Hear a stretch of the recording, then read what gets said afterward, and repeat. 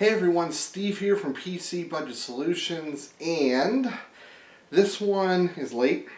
My fault. No excuse. I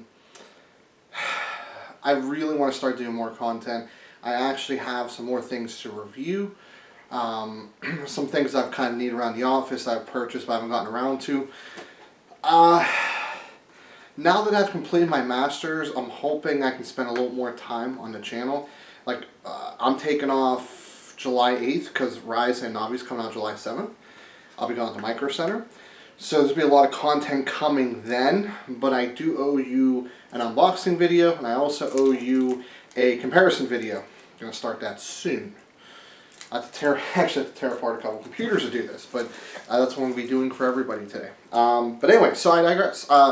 Today is unboxing an installation of the Cooler Master MA620P.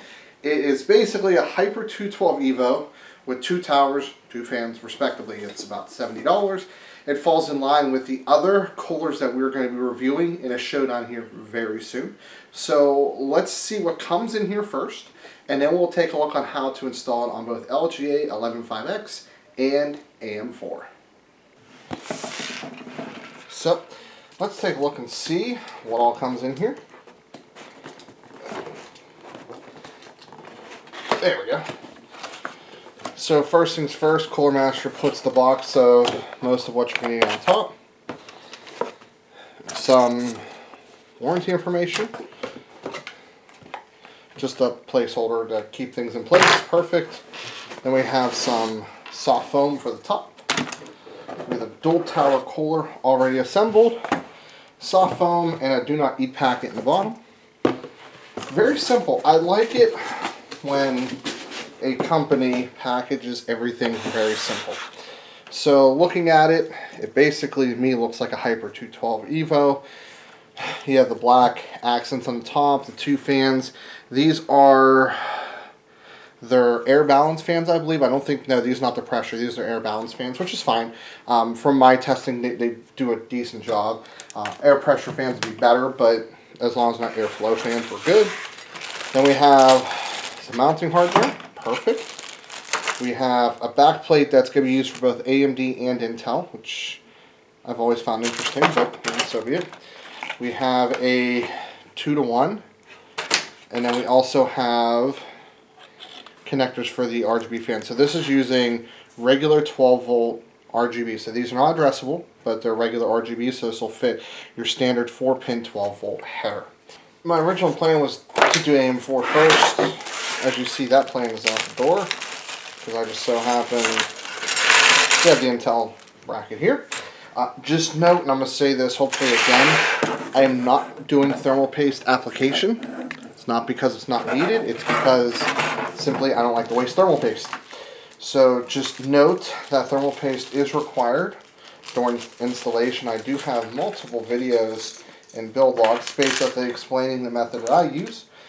And that is, there is indeed more method than one that works. So the general idea that I follow, and it's pretty true, is you can have too much, but it's actually better to err on the side of too much and too little. For Intel, you need these skinny ones. Note the AMD ones are fatter ones, so you need all 4 of those. And this looks to be a standard Intel installation, so I'm actually just going to wing it and assume that I know what I'm doing. That is going to not work and bite me in the butt, but so be it. And, okay, so Intel, yeah, it's going to go in here. And, of course, there is no stopper, so we're going to have to rely on this getting us in the right spot. 1150X is usually going to be the middle of the road here, so get this into place. There we go. Perfect. So this is essentially what it should look like. It should be in the middle, there's a little space below and above. And we're going to do that for all of these here. So what you want is you want the AMD side to be facing up, essentially.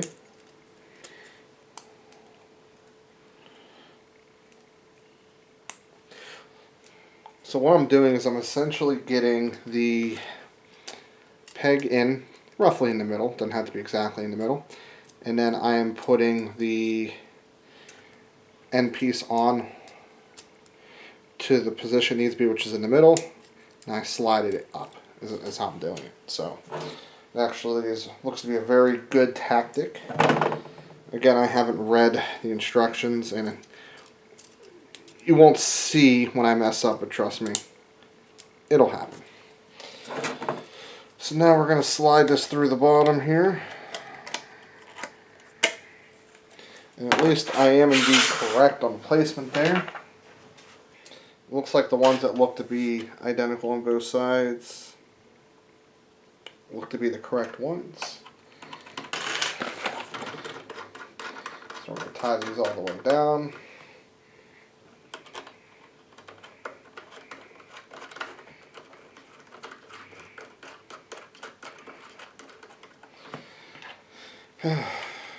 Okay, now I probably should take the fans off.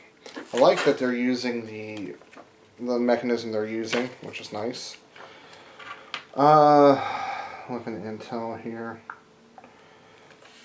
Well, totally. It skipped a section here, so that's great. No, I actually don't. Good. Okay, so it tells me to flip this upside down, which is what I'm doing. The Intel brackets look like such, essentially. Just like that. And what's going to happen is they're going to slot in upside down, but the screw goes to the bottom. So there's two of these small screws, and they're going to actually go to the bottom. So you don't have to take off the fans, at least not at this point. At some point, it probably might not be a horrible idea, but it actually, the installation guide does not have us removing the fans. So that is a good thing. And they do give you mounting for one additional fan. On this kind of cooler, I just don't see the need for that. If you have a rear exhaust fan, that'll do just as much as adding an additional fan. So there we go. And then again, make sure thermal paste does apply.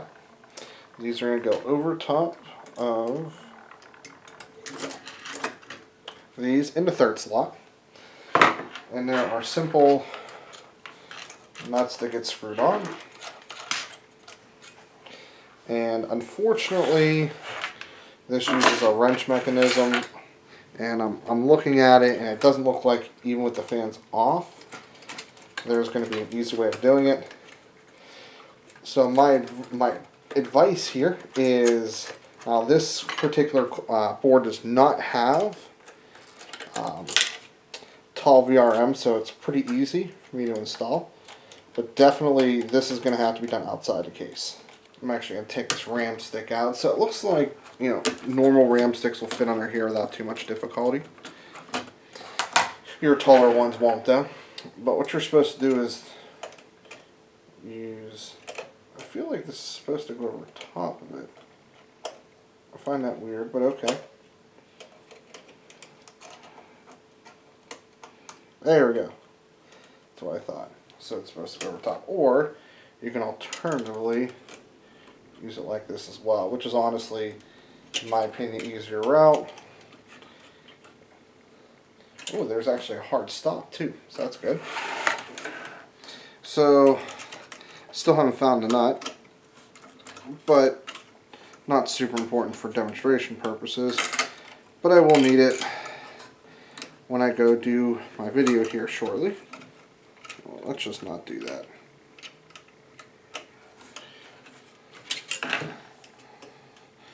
I like the fact that this wrench has two sides to it.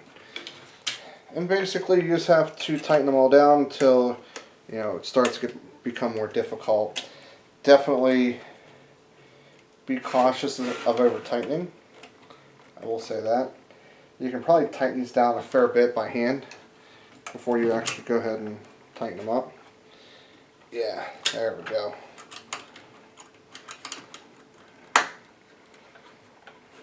Yep, and that's all the further I'm going. I'm going to do the same thing with this one right here.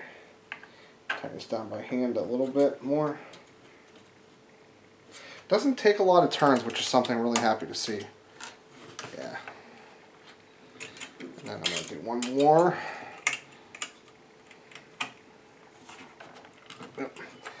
And there we go. Actually quite easy. I am very happy to see that this installation was easy. I'm going to go ahead and tear it down, and we're going to do AM4 now. Do note, after you apply thermal paste before you mount this, don't forget to take off the bottom piece. You see right there, it tells you, please peel off before the label before applying. So I know I didn't do the thermal paste portion, but regardless.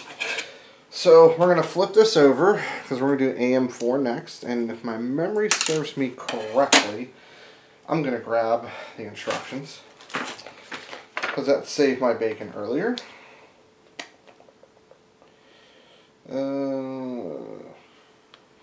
This is not helping. I need AM4. Yeah, I think AM4 is the outer edges. I'm going to put my gamble on that one here. So the only part that I'm not going to show is taking apart the back plate, because I've actually haven't put this back plate back on at any point. So we're going to grab the wider plastic clips and slide this over. Come on. And then we'll slide that one over on just like that. We're going to do this one. Just like that. It's nice because with AMD you only have basically two positions, AM3 and AM4. And I believe AM4 is the outer, AM3 is the inner one.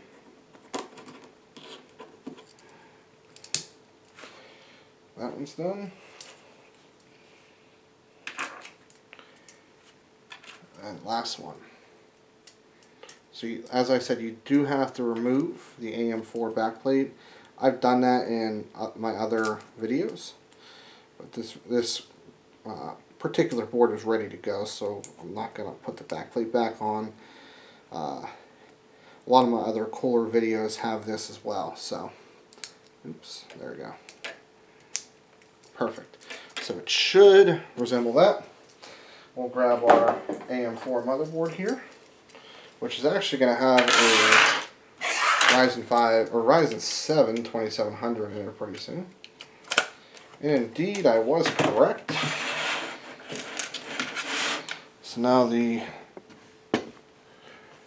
board is in there. We're going to place these back in here, just like I did with Intel, so it's using the same pieces. It looks like the other one is for, think like LGA like 2066 and 2011, so there we go. And there we go. I am going to, unfortunately, because I did forget this step, I'm going to remove these Intel plates that I put on. I'm just going to simply put on the AMD ones.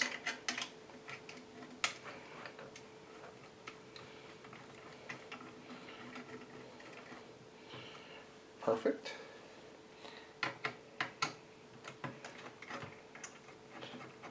Grab this one. And then, just so you see, I mean, the AMD one is the only other one, but that's what it looks like.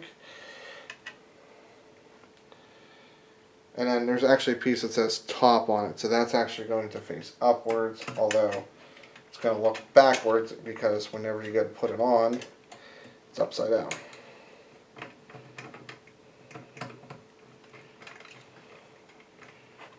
Perfect. Apply a thermal paste, remove this piece. I don't want to have to repeat that part, but as somebody did ask me in an earlier video, so. And then you're going to take these washers again, or whatever you want to call them, and place them on. Unfortunately, I had the pleasure of having to buy another one because I lost mine. I have no idea where it went. Actually, what we can do,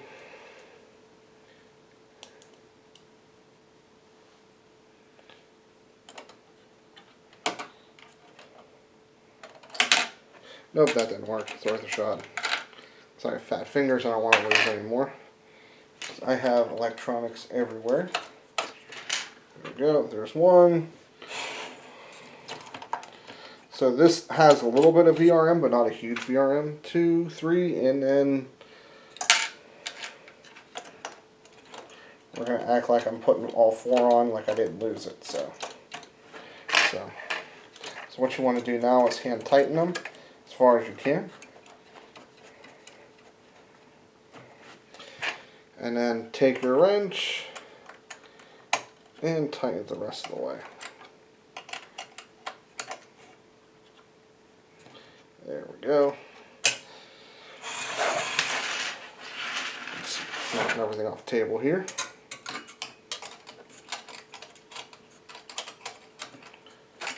So yeah, definitely with taller VRM, it's going to be a little bit more difficult to do.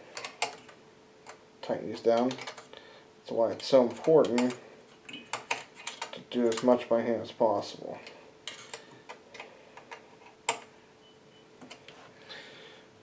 Because with this particular VRM, which is not super tall,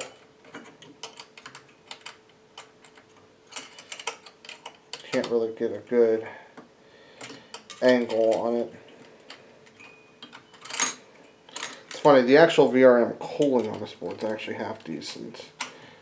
It's actually better than my board, interestingly enough. Learned my lesson from that.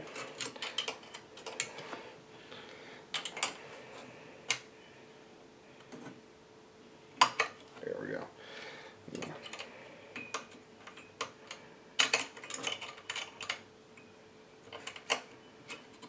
Perfect. And then I will do, just make believe I did the top one there, just because unfortunately I don't have it. Oh, that one's done. This is my stuff to do over here. I definitely had to screw that one down now for. The further you can get it going with your finger, the less you'll have to turn. Like right there, already done. And that's it. Let's go ahead and wrap up. Give you guys my final thoughts. So my thoughts on the, was it the MA, I think it's 620P. I can only give similar thoughts of like the one from PC Cooler, which is it should perform competitive with other $70 coolers. Now, I'm going to find this out very soon. Probably later this month, early next month. I haven't decided yet. But I'm going to find out soon. Everything else aside, what I liked about it, easy installation. I felt it was easier than some of the other ones I dealt with, which is good. Even with the little wrench, I was able to get my fingers under there on a mid-range board. It really wasn't too hard to get the nuts down. I lost one, but that's my fault. You know, the build quality, it's standard, you know, Cooler Master, so it's decent build quality. 6 total heat pipes, 2 fans. Is RGB, not addressable, but still RGB. I expect this to be a solid recommendation for the price point. So based off of just what I dealt with, if you're not interested in going with an AIO, and you know a lot of AIOs in this price range don't perform that well anyway, this is probably going to be a solid contender. However, I'm going to definitely stress, you know, wait for the benchmarks. You know, until we actually know how well all these perform, there might be some decisions to make. So, if you like this video, definitely hit the like button. Dislike, hit the dislike button, but get subscribed, leave a comment. Let's talk a little bit more. There's probably more giveaways coming down the road. I have all sorts of products that I don't necessarily have a need for, so stay tuned to that. And as always, guys, this is Steve from PC Budget Solutions, and I'll see you all later on down the road. Side note, if I hit 1,000 subscribers when I go to do, or at the time I'm doing my Ryzen 3000 Navi, I'm going to want to do a giveaway. I don't know what magnitude. It might just be, you know, a $50 product. It might be a lot more. I don't know. But get your friends to join and subscribe, because who knows? I can always feel more generous if things start looking up for me. But see y'all down the road.